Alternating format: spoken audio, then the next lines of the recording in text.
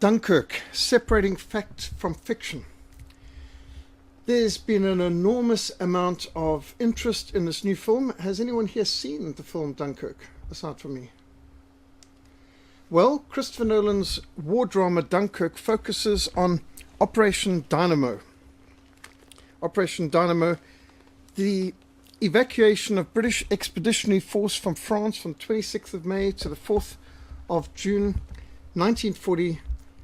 That's the subject of this film, Dunkirk, and that was what Operation Dynamo was all about, evacuating over 300,000 Allied forces from Dunkirk after they'd been beaten and thrown back by the German Western assault. With all the promotions of this film as incredibly accurate and true to the history, I was cautiously hopeful and looking forward to seeing the film. Time magazine, not known for its accuracy, calls this the year's most powerful movie, and they got the word miracle. I didn't know that secular humanists and atheists believed in miracles, but they used the word here, the miracle of Dunkirk, how the darkest hour of World War II became the year's most powerful movie. I would have thought World War II had a lot more darker hours than this, but maybe they're not thinking about bombing of Dresden or the Eastern Front or a whole lot of other things like that, but okay, interesting. The background is Dunkirk is right on the coast. In fact, I'll be going there just in a couple of months because of the Reformation 500 ministry. It's when you're at Calais, you are just literally 20 miles across. People have swum this between England and France. So Dunkirk's very close to the... it's on the English Channel. It's very close to England itself. And the British Army was completely encircled and hemmed in. Now, Churchill worked out with Vice Admiral Ramsay at Naval Headquarters a way of evacuating them. And apparently, at first, all they hoped for was maybe we could get 45,000 out.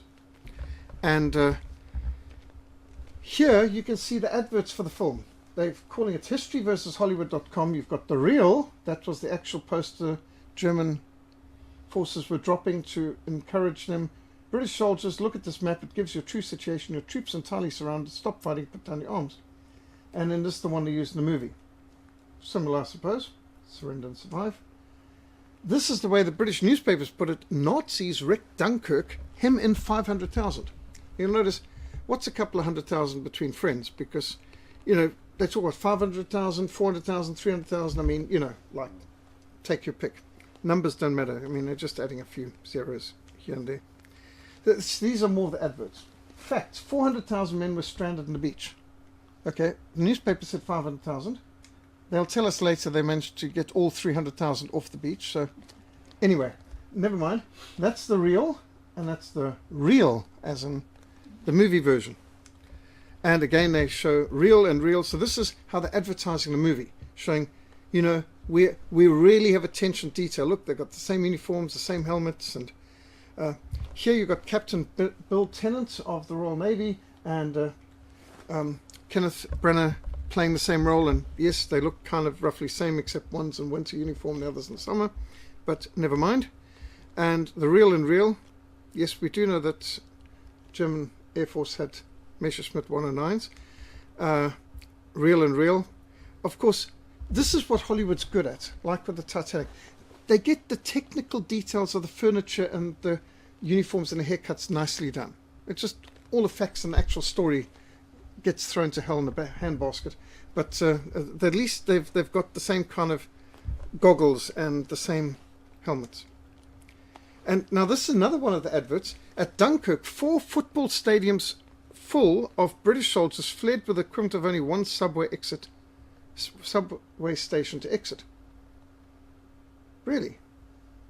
That's an incredible claim. I don't think it can be borne out by the facts, but nevertheless, fact. 700 private boats were used in the evacuation. Well, that's true.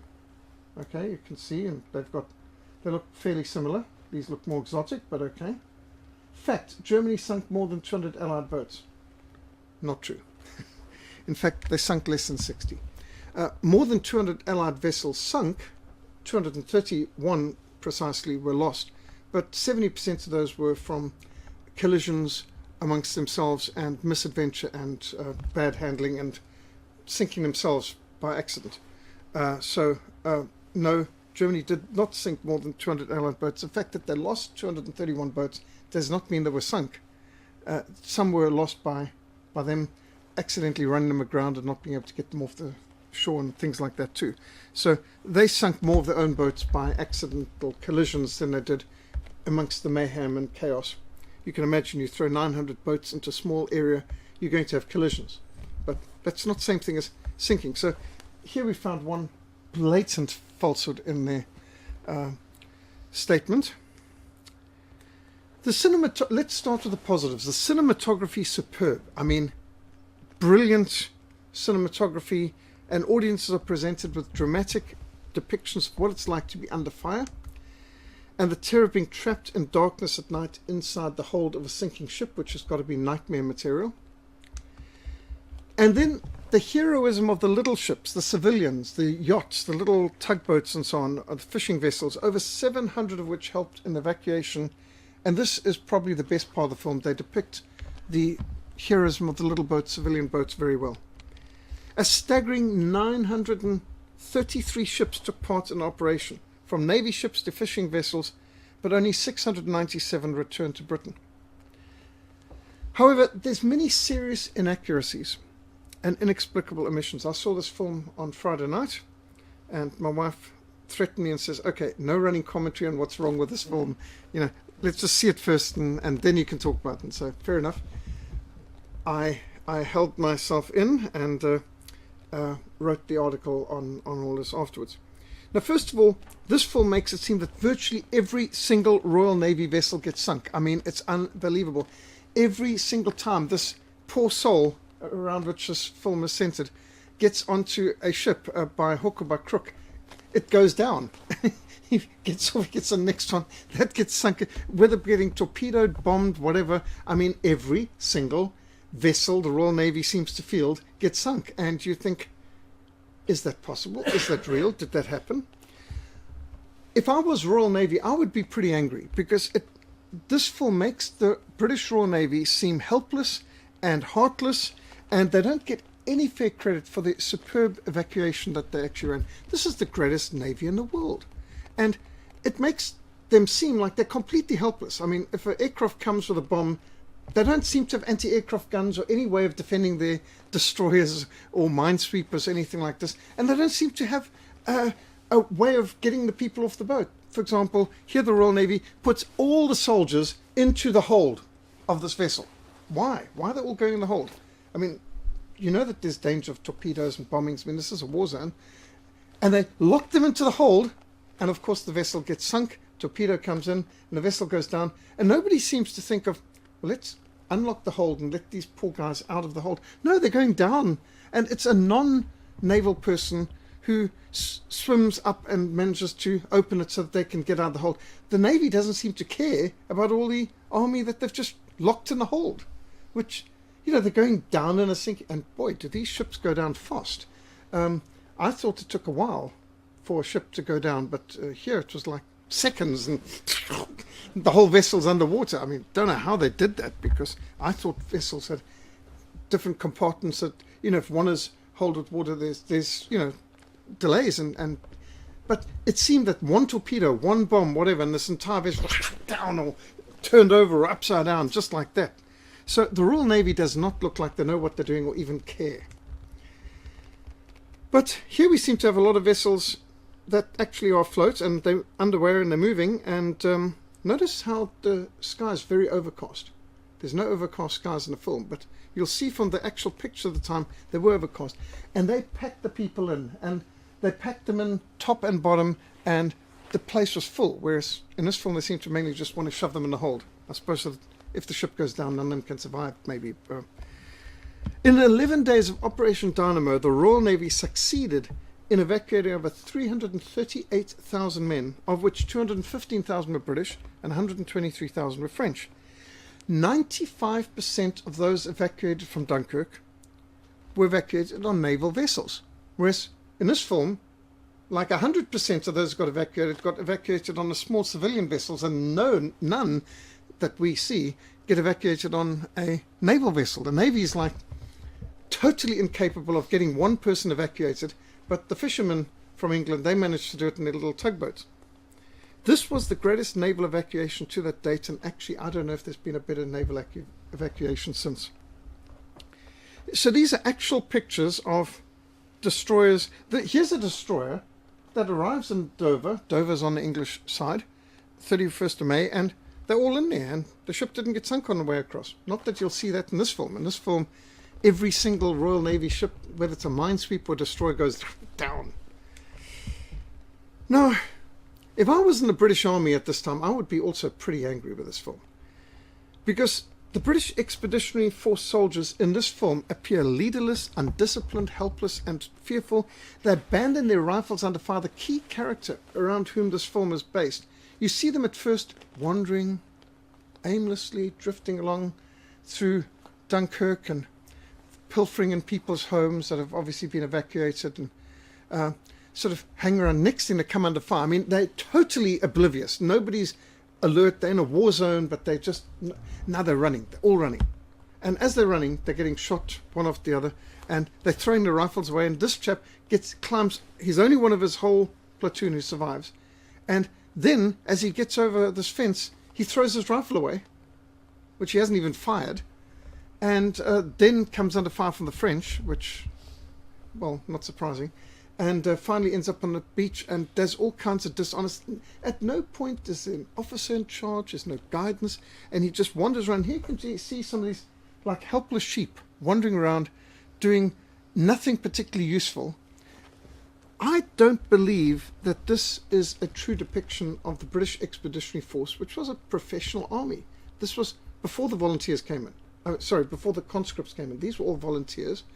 They were a professional army, and the way they're depicted in this apparently accurate film is shocking. I don't believe the depiction of the British Expeditionary Force soldiers is a fair reflection on what admittedly was an army in defeat and retreat, but their lack of leadership and direction, with no obvious guidance by the officers on the beaches, seems more anachronistic. That's what you might expect in the 21st century, the kind of beach boys we've got around these days and video game junkies. But it was a different generation, 1940. It may be the way that young people today would react in such stressful situations, but the historical record is there was a tremendous order and tremendous steadfastness amongst the soldiers. And here you've got an actual picture of them waiting patiently in line and waiting for the boats to evacuate them back to Britain. And this, apparently, they worked their way, they patiently waited. I mean, some of them had to wait 11 days to get on their boat. And but there was apparently no mob chaos crisis. This is so 21st century anachronistic, the way Americans think that you should react. But there's no evidence that the British behaved like that. And here's an official picture of the time, Operation Dynamo. The men wait in orderly fashion for their turn to be rescued. And that's the caption. And all the records I've read on it was, that's the way they behaved. Duty, honor, country, orders, everything after you. This chaos that they depict in this film might be great for the American market, but it's not historically accurate. The most outrageous inaccuracy in this film is the depiction of a hospital ship being sunk at Dunkirk. Now, honestly, I don't know if there's ever been a hospital ship with so many red crosses over it, but just so that nobody misses the message. You know where this comes from? This comes from the same mentality in Hollywood that had the British forces in America and the Patriot film during the war for independence of America, burning an entire congregation to death inside a church. Total anachronism. Didn't happen, but the Hollywood directors want you to hate the enemy. So they demonize the enemy by making some horrible atrocity. Now, these were decent people on both sides of the war at this time. But they manufacture a war crime, sinking of a clearly marked hospital ship. Now, as it so happens, the Royal Navy's got brilliant records. And you can go in and you can see that, yes, the St. David ship was the only hospital ship that was damaged, didn't sink, in this operation. And it struck a British mine just outside of Dover. That's an own goal. And 2 people got killed and several injured. And it didn't sink. I mean, that's the only one. That wasn't a bomb, it wasn't torpedo, it wasn't enemy action, it was just they managed to hit one of their own mines. And that was in the British port of Dover, which is right on the other side of the channel. How dare they twist that? And now come into where it looks like everybody drowns in this. I mean, this hospital ship goes down so fast, there's not one survivor suddenly. And you think, oh, come on, that's just not even possible. Ships can't sink that fast, just for starters. And secondly, hospital ships don't get bombed. The overall impression given in Nolan's Dunkirk is that the British were overwhelmed by a numerically superior enemy, which is just not the case. This was not a David versus Goliath operation. Here you can see British forces in Dunkirk, actual photographs of the time, one of the rare colour photographs. They were well equipped, they were a professional army, and both the British and the French armed forces outnumbered the German forces in terms of the numbers of men, numbers of tanks, numbers of aircraft. This is often distorted in depictions, but the French army way outnumbered the German army. The British army had more bombers and more tanks than the German army. The French army had not only more tanks, they had the bigger, heavier, thicker armor, bigger cannons on their tanks than the Germans did. The fact that the German army used their weapons better and fought wiser and more intelligently doesn't suddenly make them outnumbering, but often in order to justify why they got beaten so quickly in under 2 weeks, the French and British have tried to make out, well, we were overwhelmed by... No, they weren't overwhelmed by overwhelming superiority of numbers. They had, according to one number, 500,000 troops within Dunkirk, and you'll see later the British left 700 tanks behind. Now, they had enough to give a good fight. They probably outnumbered those who were surrounding them. They certainly had more equipment. Now, the Royal Navy massively outnumbered everybody. The Royal Navy was the greatest navy in the world. I mean, there you can see, there's the German Navy, there's the British Navy, capital aircraft carriers. Well, don't know where they got this one from. Germany never even had one aircraft carrier. They had one they thought about, but it never actually got built.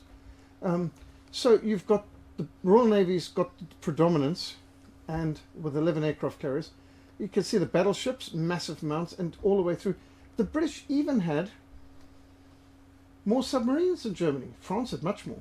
And again, many people think, oh, we thought Germany were the only people in the Second World War who had submarines. No, everyone had submarines. The only question is how well they used them. Here's the 7 principal navies of the world. And the British Empire, here it's gotten hundreds of thousands of tons. And there you can see United States, Japan, France, Italy. Germany's way down, way down. German Navy's not even 20% of the Royal Navy size. Not even 20%. The British had a treaty with them that they could grow to 1/3 the size of the Royal Navy. They never even went that far. They didn't even build as much as they were by treaty allowed to build. So, in fact, this idea that they were outnumbered, outgunned, nonsense.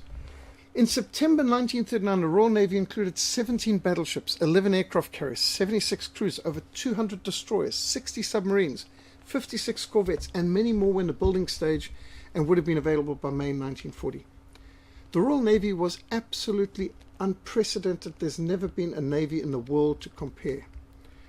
And this business of Britain all alone, well, quite aside from the fact that France had the second largest empire in the world after Britain, and the British Empire covered 1/4 of the world's land surface and population, what about Australia, which had a massive navy, and Canada, South Africa, Rhodesia, India? I mean, Britain was not alone. A massive, huge empire, and of course France, huge amounts of forces available too.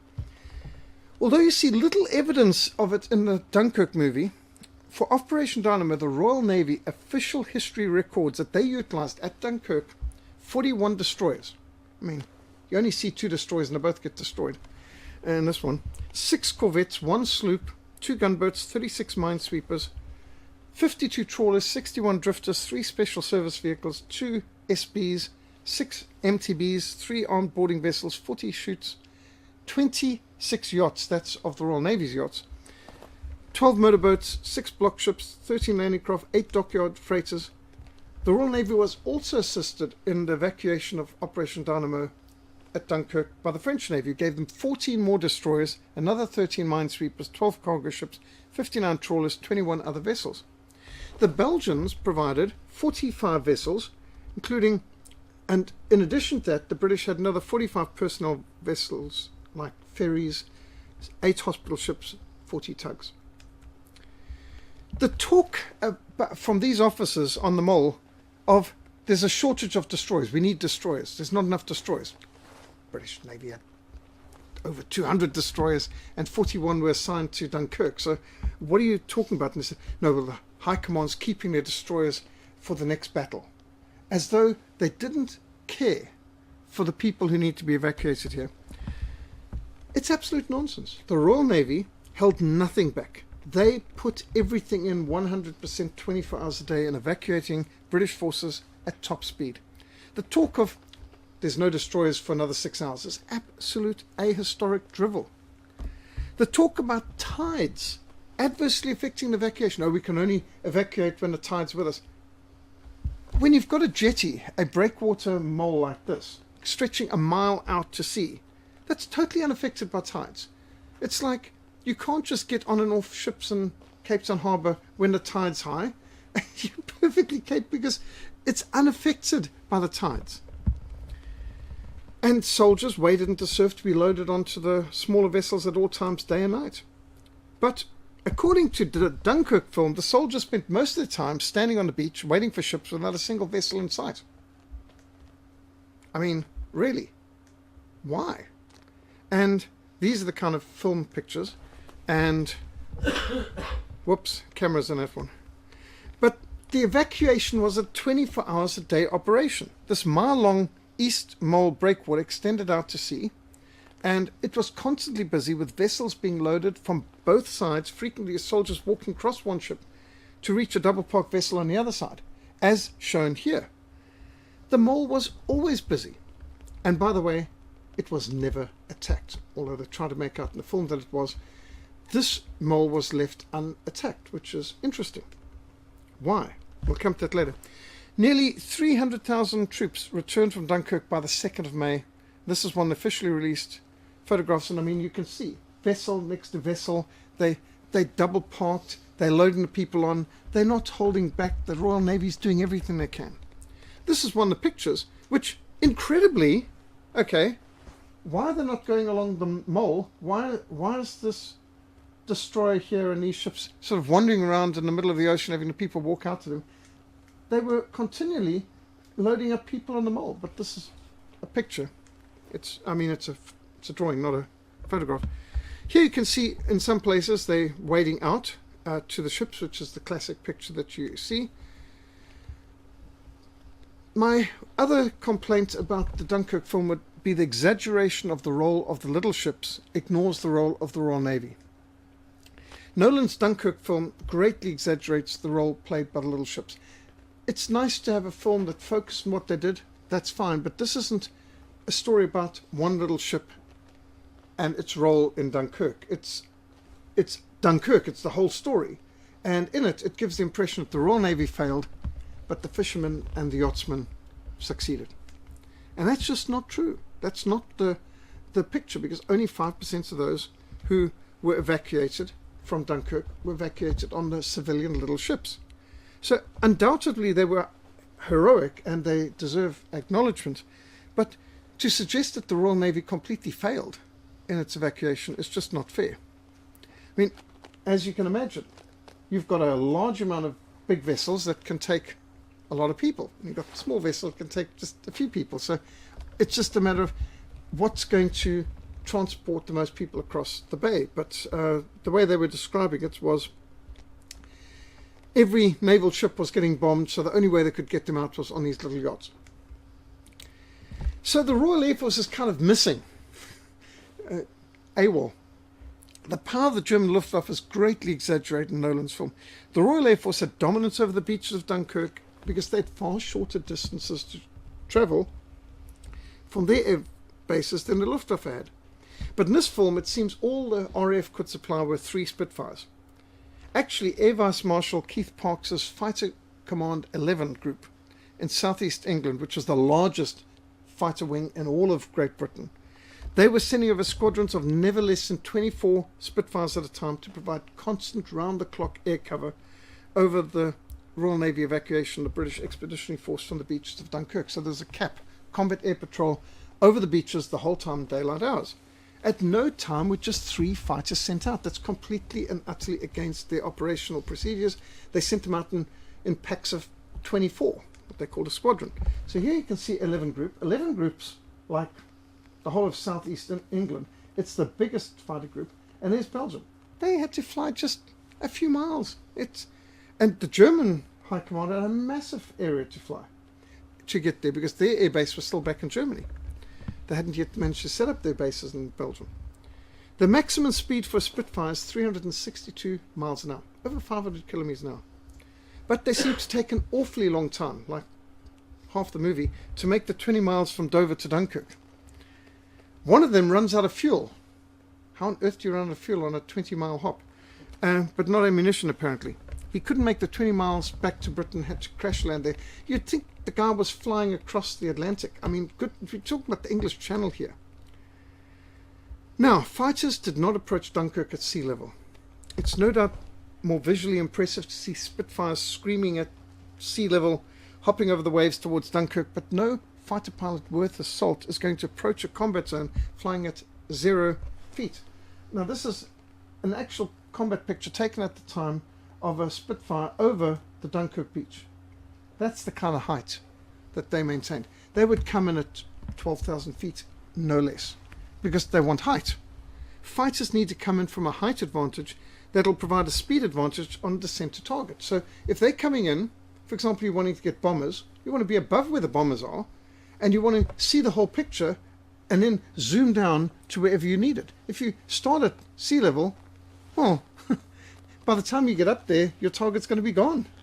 Because it, as you know, it takes a lot more effort to run uphill than it does to run downhill, and even more so when you're talking about aircraft. Now, each Spitfire is armed with 8 machine guns, which was phenomenal. There was nothing to compare with that kind of heavy armament. And each was loaded with 350 rounds. Now, that's 9 yards of ammo, which is the maximum you've got in the wing. That's where, when they say give them the whole 9 yards, you've got 9 yards of ammo. Now, a Spitfire could fire continuously for less than 15 seconds per flight. Officially 14.7 seconds. So, let's say under 15 seconds per flight. That's all you've got. Pilots would rarely be able to shoot down more than one single enemy plane on a mission. In fact, most didn't manage to shoot down anything.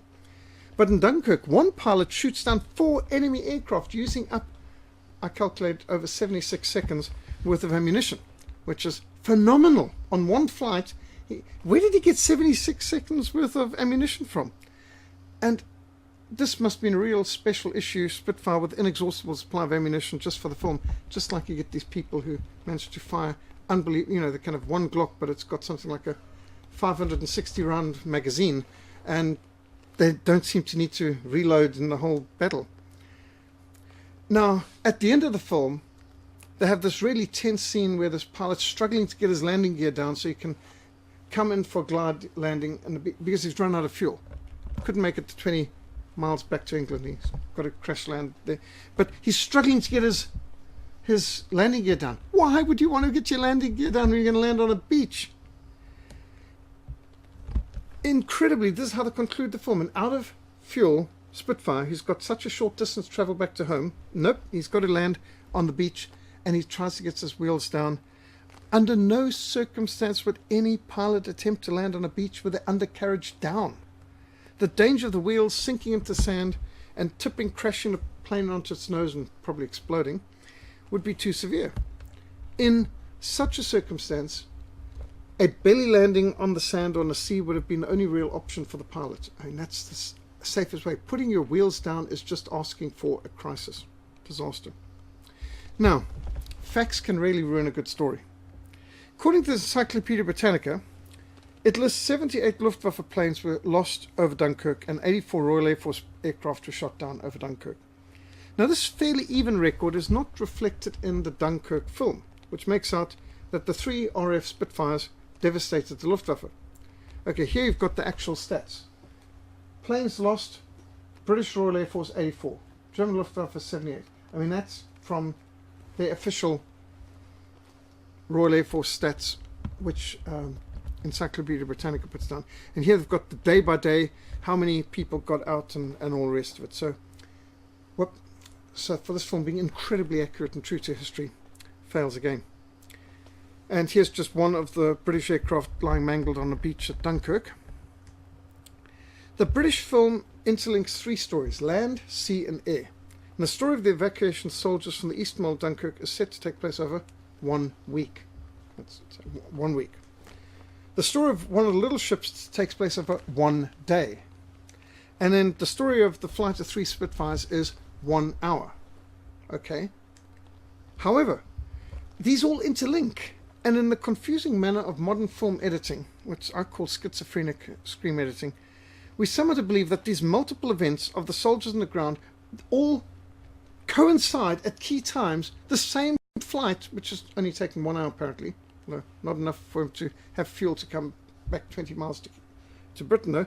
But the incredible thing is that at key times in the bombings and with the ships and so on, the Air Force, the same flight, the same pilot for goodness sakes, is intersecting with this soldier and the ships and the bombers over them, and it just doesn't add up. It can't make sense. This one boat, which is edited through the whole film, and this flight of the planes, and this 1 week with the evacuation, and it all interlinks, and thinking, why do they do this? Why did they even bother to put that numbering right at the beginning? Because it doesn't make sense. Then there's the absence of naval helmets. Kenneth Branagh's character, based on Naval Officer Captain Bill Tennant, spends the whole time standing on the mole, overseeing the evacuation, wearing his officer's cap. Notice the Army's clever, they're wearing helmets, but the Navy apparently doesn't have helmets. Actually, no naval officer in an operational area subject to aerial bombardment would have been without his helmet. Whenever they say combat stations or call to order, everyone puts on their life vests if they're on a ship and their helmets. And if they're on shore, they might take the life vest off, but they don't take the helmet off. But for some reason, here you've got this apparently experienced officer who, from his age, was probably involved in the First World War. And he's wandering around on an exposed jetty with some soft cap and no helmet. Why? Actually, the character he's based on is known, Captain Bill Tennant, to have used fish oil to paste on. He cut out his rank details on silver paper, which presumably came from a cigarette packet, to put on his helmet so that his rank could be known. But of course in this film they probably think we're a bit too stupid to recognize that, so we've got to see the scrambled eggs on his hat and all that for them to be able to understand. Of course the next question is, why is Captain Tennant supervising evacuation personally? Why is he standing on a mole instead of on the bridge of a naval vessel where he's got a whole telecommunication system and staff around him? There's not even a radio or signaller visible anywhere on the mole or anywhere on the beaches at all. How's the communication being done? In the film, just by his voice projection.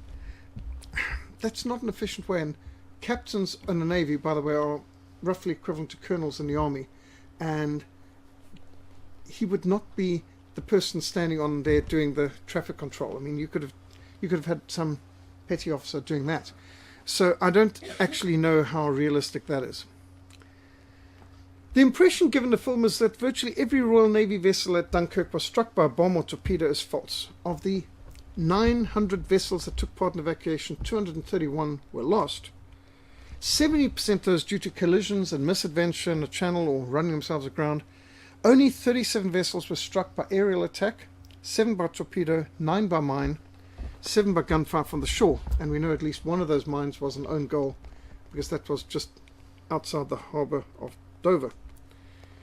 Here's an abandoned paddle steamer pictured abandoned on the beach in Dunkirk with a German soldier getting a happy snap in front of it, and here's a sunken ship photographed stranded on the beach in Dunkirk.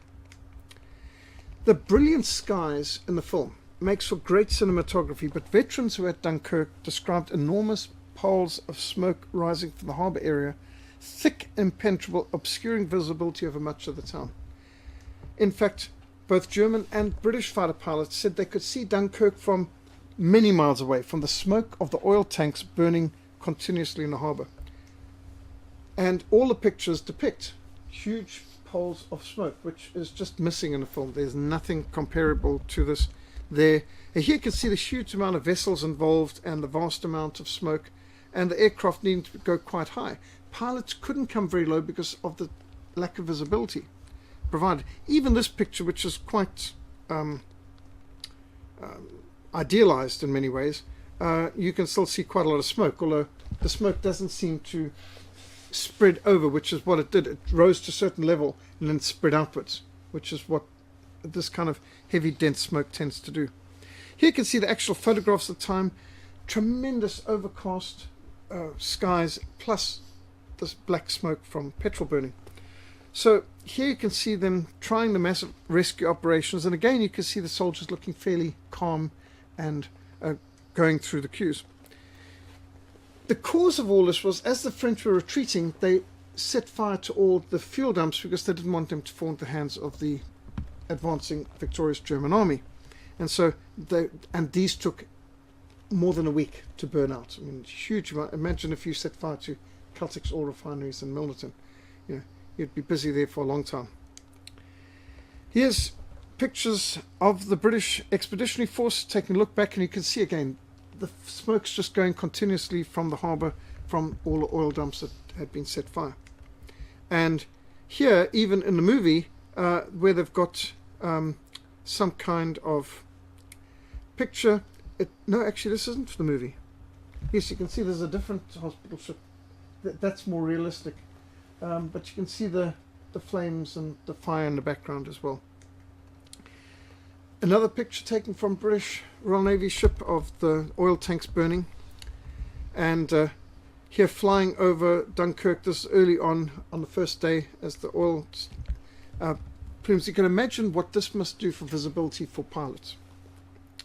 This is 3rd of June 1940, so it's been burning for over a week already.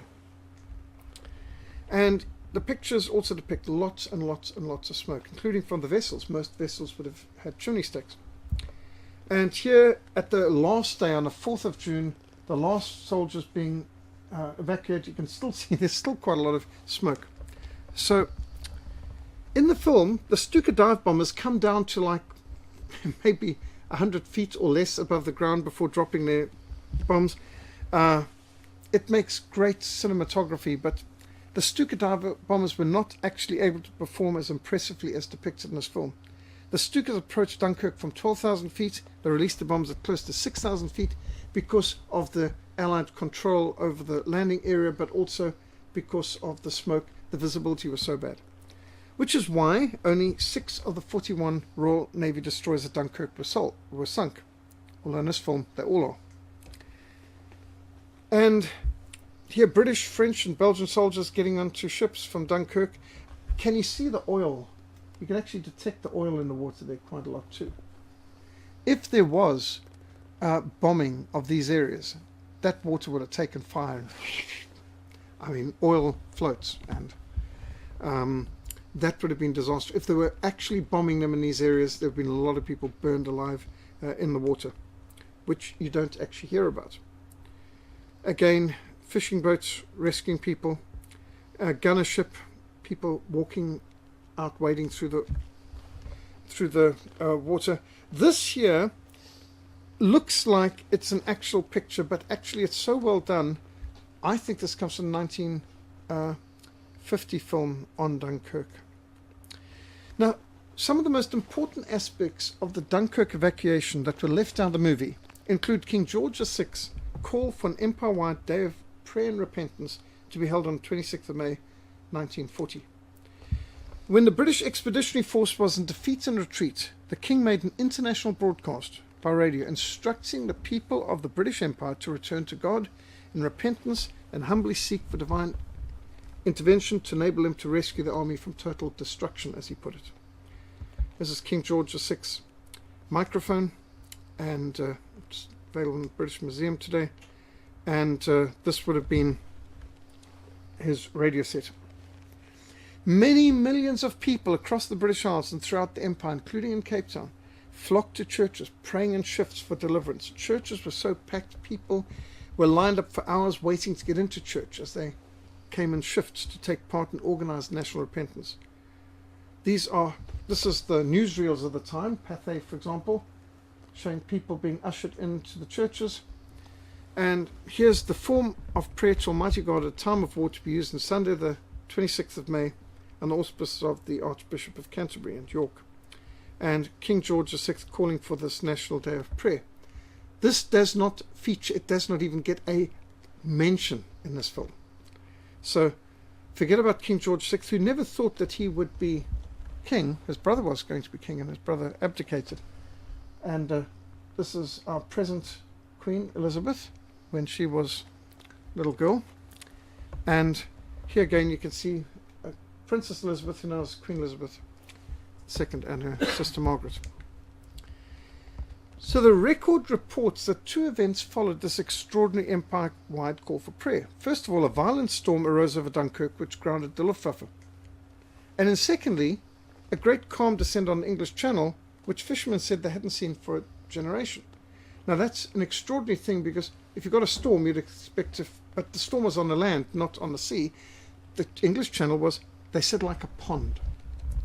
Thus the weather was passing from sunny to cloudy, and this in just one day. How could there be so little wind, and how could the sea be so calm? This allowed many hundreds of small boats to sail across and help rescue British soldiers. I mean, look, there's no high tossing waves here. This is very extraordinarily still. And they spoke about this miracle of deliverance. This is what was in the British papers at the time. Now, of course, they needed a morale booster, because they'd just in 2 weeks been routed. I mean, that's pretty bad. You know, First World War, they had a stalemate for about 4 years, and here in 2 weeks, they just defeated. And here's some interesting, this is now from Toronto in Canada, Dunkirk is democracy, Dunkirk is victory. I don't know how you quite see a retreat as victory, but anyway. And here's pictures of them arriving, and you can see this ship looks like it's in a pretty bad way, but it's made it. The king then appointed Sunday the 9th of June as an empire-wide day of thanksgiving. Now, I recall days of prayer and repentance called by P.W. Botha, the last president of South Africa, to do that in the 80s. I never recall us having days of thanksgiving. And so there are books that came out, like by Walter Lord, speaking about the miracle of Dunkirk. And James Dobson recently said, Britain was saved because of a national day of prayer. Ladies and gentlemen, we desperately need our own miracle of Dunkirk today. A good application that when things go wrong for you, whether it's medical or national, it's a good idea to seek God. I mean, it's always a call for us to pray. Now, the spiritual dimension of Britain 1940s is more honestly depicted in the 1942 film Mrs. Miniver, nominated for 12 Academy Awards, won 6, which ends with a church service and a congregation sing Onward Christian Soldiers. Obviously, a bit of war propaganda, but it accurately and honestly reflects the fact that people were spiritual-minded, inclined to prayer and church attendance at the time. But you don't see a chaplain, you don't hear a prayer, there's not a reference to scripture. People could be facing death, nobody's thinking of God or mentioning him in the whole film. Also, not mentioned in this new Dunkirk film is, why did the victorious German army stop on the outskirts of Dunkirk? What made the Panzers stop? They had just in 2 weeks had swept the British and French armies aside and had rolled them to the coast in the most amazing display of blitzkrieg the world had ever seen. And then they stopped. After a brilliant blitzkrieg campaign of just 2 weeks, both the French and British armies were totally routed, flung back by two German armies, General von Bloch's Army Group B to the east and General Kurt von Rundstedt's Army Group A to the south. The stop order. Against the advice of his generals, Adolf Hitler then gave his famous and controversial stop order, 24th of May 1940. His point was, the battle has been won. The British are not our natural enemies. They are our natural allies. And so his generals said, we've got them on the run. We've got them beaten. We just need to sweep in. And there's no reason why we should not. We can take them all. And then they'll have to surrender. And plainly, the Germans had the British with their backs to the sea. And there was not much they could do immediately. And these are the different military depictions of the situation. They were completely surrounded, and they could not resist effectively. At this stage, they're down to a very small perimeter around Dunkirk, and Dunkirk, of course, got this eastern mole that everyone's talking about. There's a west mole and east mole for evacuation. But Adolf Hitler, hoping for peace with Britain and future cooperation fighting communism in the east, he told his high command the British have an empire to care for, and they must allow their forces to withdraw. And there was a lot of fury in the high command against us, as this was not a military command, it was ideologically driven by Adolf Hitler's racial theories, as they put it. Because he said the Anglo-Saxons, we're Anglo-Saxons, we're the same people. We don't want to crush Britain. We've beaten them, that's enough. Let them take the army, they still have an empire to care for. And he was hoping, in the war that was obviously to come against the Soviet Union, he was hoping that the Royal Navy would join with the German army in a campaign against communism. And this was his hope.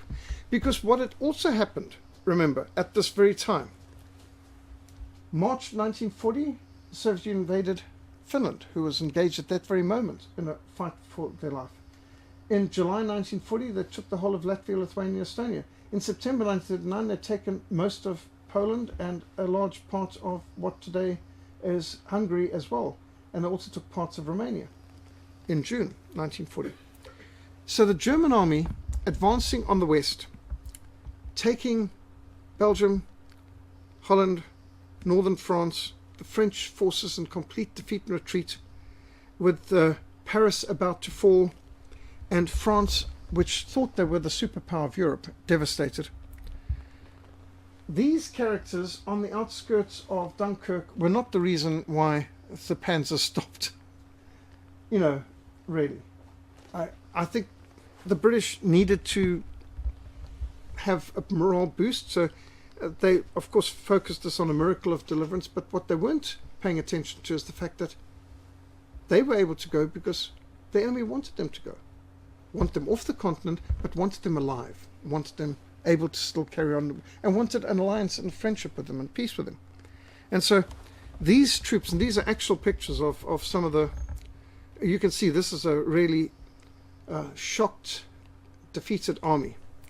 And here you can see on the beaches retreating. But again, if Germany wanted to plow over them, they're not organized for defense. These people are just preparing for evacuation. They obviously were being allowed to go, being coaxed, being pushed along a bit. But on this occasion, this is a defeated army being allowed to go by the magnanimity of their enemy. And this is one of the untold stories about Dunkirk. They're trying to make it out that there was no hope and they were about to be annihilated, and this is an incredible salvation. But in fact, it was a withdrawal that was being encouraged and made possible by the stop order of Hitler and by his ordering the panzers to stand down and let them escape. Incredibly, even these little Skylark boats saved 600 men from Dunkirk. That's about 100 per boat. Can you imagine fitting 100 people in each of those boats? And also interesting is how many pets adopted in Belgium and France that got also transported out. I don't see any of that in the film. These are some of the little boats sailing up the Thames after the successful Operation Dynamo. And again, this was also a morale boost as the people came back. They depict it quite well as the people come back into England, and some of the men are giving them sandwiches and coffee and all this and saying, well done, well done. This one soldier stops and says, what do you mean well done? We haven't done anything. We just survived. And the old man says, that's enough. They survived. They came back. And there was a lot of rejoicing. These are a lot of French troops. Many people miss the fact 123,000 French soldiers were part of the evacuation. And you can just see the relief, the joy. These people been on the beaches for who knows how long, across the sea for how many hours. And here you can see the revelry. They're back. And of course, many people thought that at this point peace would be made. I mean, battle's been lost. We're off the continent. I mean, what more is there to do? And here's some of the walking wounded, and providing different food supplies. Interesting how they're pouring them out of the buckets like that. You wouldn't see that today much. And refreshments. You can imagine many of these people probably hadn't had proper provisions. And here they are, returning in good spirits and being well welcomed. Winston Churchill did, after a very uproarious "we'll fight them on the beach" speech, said we must be very careful not to assign to this deliverance the attributes of victory. Wars are not won by evacuations. And that's true. But all the same, there was no real reason to continue with the war. What's also not depicted in the Dunkirk film was a colossal loss of military equipment. I think it's been well depicted by Pat Buchanan in his book Churchill, Hitler and the Unnecessary War. The Second World War was totally unnecessary from Britain's point of view. And as the subtitle puts it, how Britain lost the empire and the West lost the world. That Churchill's hell for leather, no matter what, even when there's no reason for Britain to be involved from national interest point of view.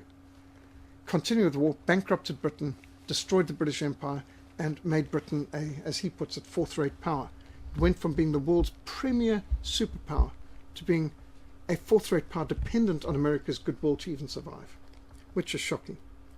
And it didn't need to. If it had stayed out of the war or made peace in 1940, Britain would still have its empire. Rhodesia would still be where it was, and India would probably still be British, and so on. It was that we're going to continue for the next 4 years bankrupting our country, bombing the hell out of Germany from the air, and making an alliance with the devil himself, as Churchill said. When they challenged him about how can you make an alliance with Stalin, he said, I would make a treaty with the devil himself if it enabled me to defeat Hitler. So, that kind of mentality. Well, Stalin was pretty close to the devil himself. So what was not depicted in Dunkirk film was a colossal loss of British military equipment.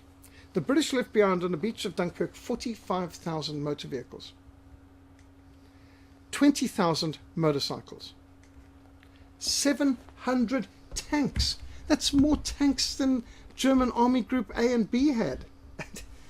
You would say, why weren't they using those tanks? The fight was out of them. I mean, you can see on the road to Dunkirk just destruction. French tanks that didn't make it. Chaos and confusion. 11,000 heavy machine guns, 850 anti-tank guns, 2,472 artillery pieces. That's like the 25-pounder that my father operated during the Second World War. This is colossal. 80,000 tons of ammunition left behind on the beaches. Enough equipment to field 10 divisions. This is an American Life magazine picture of Dunkirk. I mean, this is when you say the British Expeditionary Force had been defeated and retreated and left most of their equipment on the beaches of Dunkirk. I mean, no exaggeration. They had innovatively made piers out of just parked their vehicles one after the other to make piers going out and sea, which is quite innovative, but it shows how desperate the situation was. Here's one of these piers made over vehicles, driven into the sea and of course abandoned. The strands strewn with mechanical debris, anti-aircraft weapons, every kind of vehicle. You can just see this, even these torpedoes, which didn't explode, but British torpedoes that somehow or another floated up to, who knows what happened. Maybe they were fired and missed and ended up coming onto the beach. And here you can see German officers examining British torpedoes washed up on the beach. And how many ships just didn't make it, one way or the other. And this was obviously the sort of thing people did. You went to the beach to see the remains of the British Army. And here's just some of the French helmets abandoned on the way. Evacuation shows chaos, armored cars.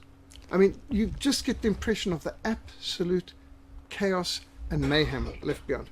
But the Dunkirk film just depicts a pile of helmets, and this almost looks like it could have been part of a modern art exhibition. Where's the rest of the equipment? Surely, what happened to their webbing and everything else? And yet, they were treated well. Those who had died were given honourable burials by the Germans.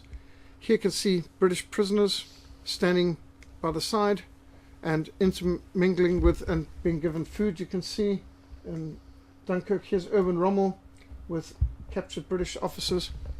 And Time magazine, or should I say Slime, says that was their choice, surrender or annihilation. Really? Was their choice really surrender or annihilation? But all these soldiers who were captured, the ones who were left behind and others, they weren't annihilated. In fact, they survived the war. And I've spoken to people who were prisoners of war in Germany for 3 years after Tobruk, or 5 years because they captured Dunkirk. They said we were never mistreated. It wasn't. The choice wasn't between annihilation and surrender or annihilation. I mean, really and truly, that's just not true. Interesting, but that's the way they put it there. The miracle of Dunkirk and the darkest night of World War II. What an exaggeration.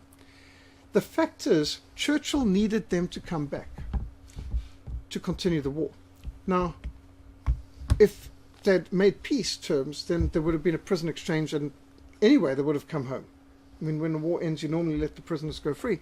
But he wanted the war to continue, and this is what nobody really saw coming, not even on the British side. And there's huge amounts of British officers, right up to generals and admirals, who are locked up for the Second World War. In fact, we heard from Stephen Mitford Goodson the other day about a large amount of British royalty locked up because they opposed the war.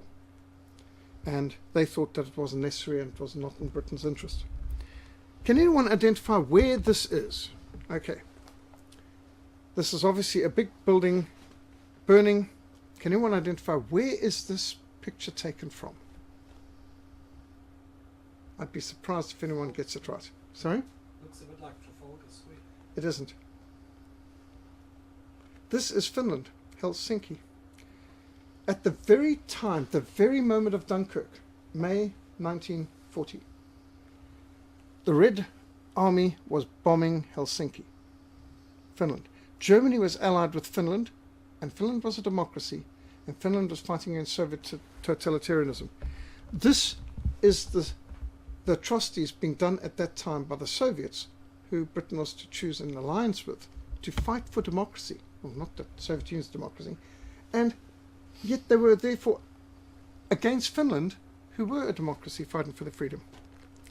So Dunkirk, the film Dunkirk, illustrates again the modern tendency to redefine reality through dramatic and gripping presentations. I mean, how dramatic and gripping? Nice music score and all that. Which claim to be inspired by true events or based on a true story. So let me paraphrase it. The names and the places are true, but the facts have been changed to demonize the innocent and to glamorize the guilty. But the bias against Christianity of all too many scriptwriters and film producers leads to dangerous distortions of reality in the minds of those people for whom Hollywood is the primary source of knowledge about the past. Why would they not have the crowds pouring in to... They talk about the miracle of Dunkirk. So why not have the King's Speech?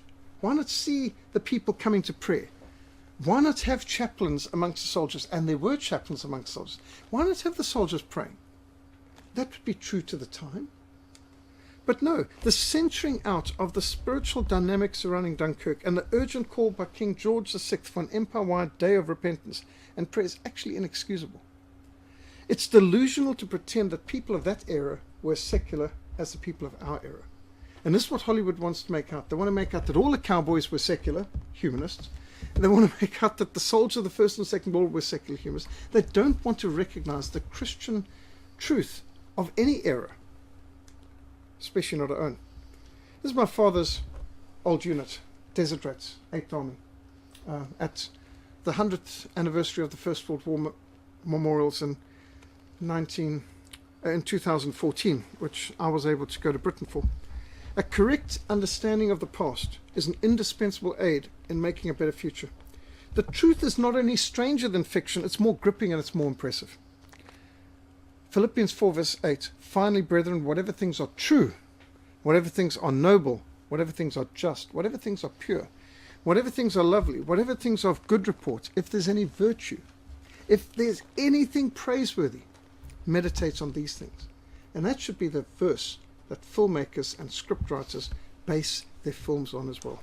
It certainly is what we should base our evaluation of films on. Walter Lord gives a lot of the details in The Miracle of Dunkirk. Robert Jackson's Dunkirk, the British evacuation. James Holland, Duty Calls. He wrote an article recently about this. This is the author of Duty Calls Dunkirk. He wrote an article saying, I can't believe the imbecility of this film. Is there no military advisor available to Christopher Nolan? Does he not know that you can't have Spitfires firing continuously for 70 seconds? You can't have pilots landing on beach, soft sand beach, with their wheels down and not crashing right onto those. And he had a few different things as well from a military point of view. I've read from naval people as well, outrage over this. And yet, what do we hear? Oh, so accurate, so true to the story. It isn't. Now, I'm sure Dunkirk's happy to get a few extra tourists coming in and actually investing in the economy. Here's some memorials that are there, and of course, there's an important part of their tourism. 1958, they had real propaganda MGM special, Richard Attenborough and John Mills and so on.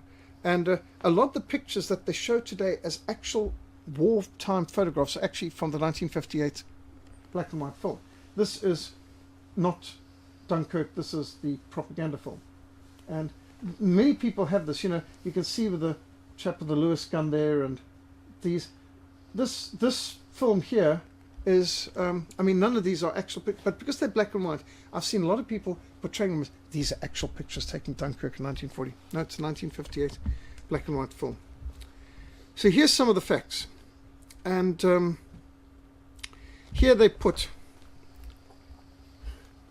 76,000 tons of ammunition and 417,000 tons of stores, 80,000 vehicles. I mean, it's just phenomenal. And look at the short distance between Dunkirk and Dover and Ramsgate. A lot of those little boats came from Ramsgate. Ramsgate sent a lot of the yachts there. Very short distance for the pilots to get over, but apparently they were running out of fuel. Here they say Dunkirk defense defies 300,000. 4/5 of the BEF is saved. 4/5. So you will hear today they all got out, but at the time they were saying 4/5 got out.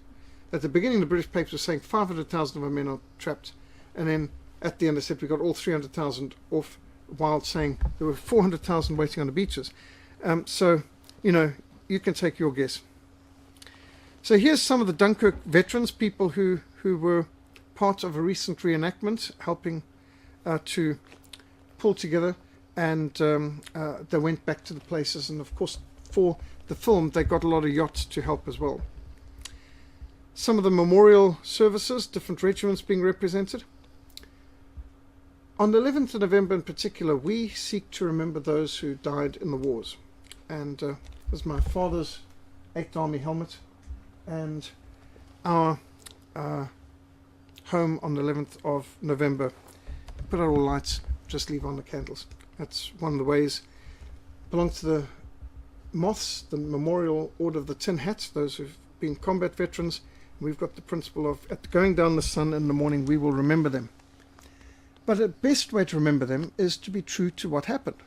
And I don't think this film honors either the Navy or the Air Force or the soldiers on the ground, because it makes out, which is the Hollywood way, that all the professionals fail, but it's the little guy untrained for it who saves the day. You know, like, what's it, protects the universe, some little geeky kid who somehow manages to defeat the astral enemies and what have you. And it's so often the way they have it. And so in this film, the admirals fail, the Air Force fails, the Navy fails, no one can do it. But here's the yacht and the fishermen, they come over and they succeed. It's just becoming a bit of a stereotype. I don't think this is honouring to the people who fought there, to lie about what happened and to suggest that their enemy, who was graciously letting them leave, was deliberately bombing hospital vessels, which sink with not one single survivor, and so on. That's just dishonest. It's dishonest to everyone concerned, and God can't honour that. This is a memorial meeting I went to in Britain back in 2014 at the 100th anniversary of the First World War, and presented quite a few of these concerns. Which brings one back to our dear Winston Churchill. Do you know his orders? His orders, which come out in the Churchill's War, in particular by David Irving, and also in Patrick Buchanan's book, The Unnecessary War. When he decided to evacuate the British Army, it was done under total secrecy, without the French knowing. And the instructions all the way along was, do not let the French or Belgian allies know what we're doing. And they basically deceived. There was a whole lot of deception operation orders that went out, that the Belgians and the French had no idea that the British were evacuating. And they were fighting, thinking they're being backed up. And Churchill was duplicitous. He didn't level with them, say, listen, the battle's over, I've got to pull our people out. Then they could have made arrangements knowing what's happening. They deceived him. It reminds me of what happened with the United Nations in Rwanda, which is depicted well in Beyond the Gates, where they gave them a meal, and while they were in the meal, the UN forces withdrew. Didn't tell them, we're abandoning you.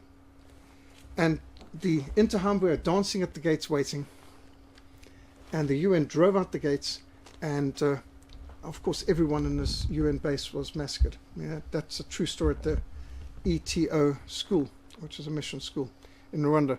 But Churchill, while claiming he's fighting the devil incarnate, deliberately deceived his allies in order to, and by the way, the moment they came out, next thing was the Royal Navy seized all the French vessels that were in British ports and so on, and in cases not just hurt, maimed, but also killed French officers and sailors while seizing their ships, because they thought once they realized that we've pulled out that they might change sides or whatever it was, they decided to seize all the French vessels that were in Alexandria, in Egypt, in Britain at Portsmouth. They just raided them all. So that's what they did to the Allies. Then later on they bombed the French fleet just in case they might ever decide to cross the side. And it's like Copenhagen the fleet, done back to the fleet of Denmark, which was neutral. But Churchill is a very duplicitous person. And if we had known, I'm talking about Rhodesia and South Africa, that if we had known that he had already made a deal to abandon all the empire, to abandon Africa, to abandon South Africa, Rhodesia, the whole lot, decolonization, accepted the American policy as the grounds for American support, if we had known, we wouldn't have fought the rest of the war on their side and with the Soviet side, if we knew that he had already sold us down the river. So the duplicitous way that he dealt with his allies at the Dunkirk, which is often depicted in very heroic terms. And obviously the people on the ground doing their duty are to be honoured, but the duplicitous character behind the scenes who was actually betraying them at the same time. If our Rhodesian force had known, I mean, Ian Smith said to me, if we had known then what we know now, we would have either sat out the war or joined the other side, fought the real enemy. Which is why so many say next time we fight it side by side. So, it's essential we know the truths of history so that we can expose the lies of propaganda. It doesn't matter what I say, it doesn't matter what they say, it doesn't matter what you say, it only matters what the Bible says. And Jesus said you will know the truth, and the truth will set you free. Lies enslave, and the truth sets free. So, any comments, any questions at all on Dunkirk? All the troops that were over there, when did they go over? In 40s, or were they invading or Yes. protecting, or because I mean there was what 300,000 troops there. Yes, more than that. Yeah. They had well over 500,000 British troops. Yes. So there was. Why didn't They started going over there in September 1939, and that's what they called the phony war. So the first few months of the war, that was when Germany invaded Poland, because Poland was committing atrocities against Germans there and also refusing to hand back Dunkirk, which was a 95% German city, always had been German. And so when Germany took on Poland, they were surprised to suddenly have Britain and France declare war. Well, there was multiple attempts at peace being tried over the next months, but by May the 10th, 1940, which was a long time ahead, it was enough now because German ships had been sunk, German towns were being bombed, German industries and factories were being bombed.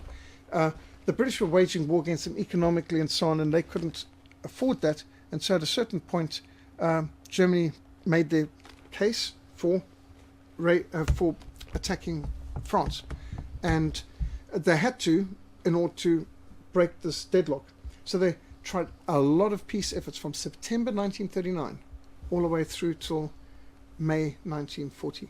And so the British Army is waiting, and that's what they call a phony war, because there's no fighting on the Western Front, but they're just facing one another. And this was to try and break that deadlock and to end the war. Which, at that point, when Adolf Hitler issued his command 2 weeks after the launch of the Western offensive, he thought that was the end of the war.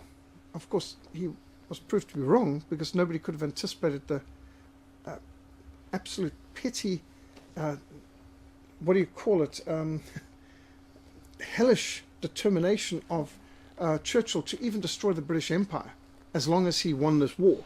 And I think many of the people on the German side, and also neutral countries like Switzerland and Sweden, they thought the natural thing would be to make peace. I mean, why continue the war? It's pointless.